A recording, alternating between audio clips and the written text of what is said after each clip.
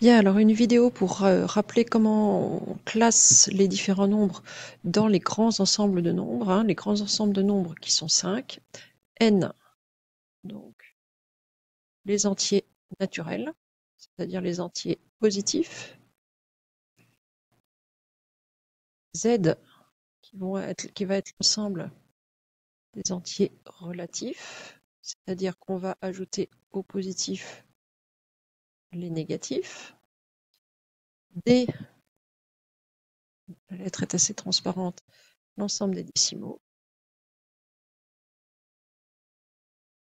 on appelle décimal, hein, un nombre qui peut s'écrire avec une virgule et qui a un nombre fini de chiffres après la virgule, c'est-à-dire un nombre, vous avez peut-être vu dans le cours, qui peut s'écrire sous la forme d'une fraction avec un entier au numérateur et au dénominateur une puissance de 10.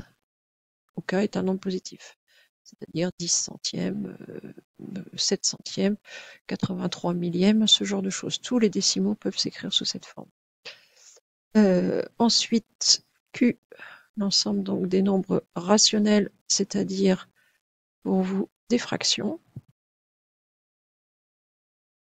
Et R, tous les autres nombres, l'ensemble des nombres réels.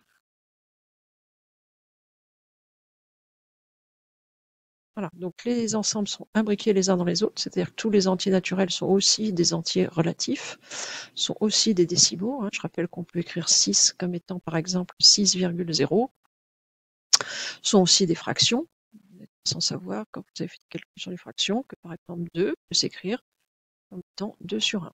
Donc, bien entendu qu'un entier naturel est aussi un nombre rationnel.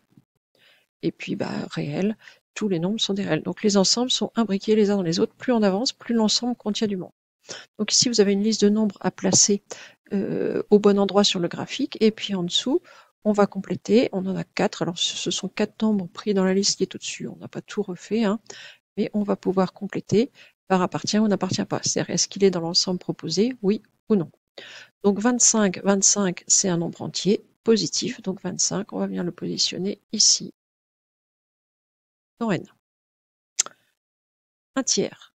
Un tiers, c'est une fraction. Donc, dans le pire des cas, on est dans cette zone ici, en Q. Est-ce qu'on peut le rapprocher un petit peu du centre? C'est-à-dire, est-ce qu'un tiers est un nombre décimal? Vous avez tous déjà fait 1 divisé par 3 à la calculatrice. Ça donne 0,3333333 et on a une infinité de 3 derrière. C'est-à-dire que je ne pourrais pas l'écrire comme un nombre décimal puisque ça ne s'arrêtera jamais. Donc un tiers est une fraction, est un rationnel. Un tiers, je vais venir le mettre ici. Un demi, à l'inverse, c'est une fraction. Par contre, vous n'êtes pas sans savoir que 1 demi, c'est aussi le nombre décimal 0,5.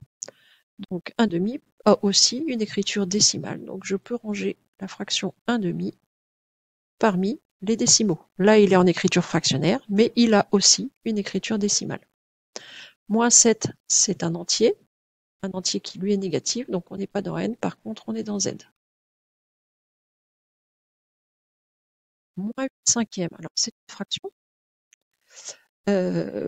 Par contre, si on fait 8 divisé par 5 à la calculatrice, moins 8 cinquièmes, ça fait moins 1,6. Donc du coup, moins 8 cinquièmes est écrit sous forme fractionnaire, mais est aussi un nombre décimal. Donc moins 8 cinquièmes, je vais le mettre dans D. Pi, alors pi est un nombre connu depuis très très longtemps, qui n'a pas d'autre écriture que pi. S'il y en avait une plus simple, on la connaîtrait et on ne s'embêterait pas à se promener avec pi, qui est une lettre grecque un peu difficile à manier dans les calculs. Donc pi, c'est un nombre réel et on ne peut pas faire mieux. Moins 15 tiers, alors ça a l'allure d'une fraction. Par contre, 15 divisé par 3, c'est un entier. 15 divisé par 3, ça fait 5. Donc moins 15 tiers, c'est en réalité moins 5. Donc moins 5, on va venir le mettre dans Z. Bien, on peut écrire moins 15 tiers. Ensuite 0,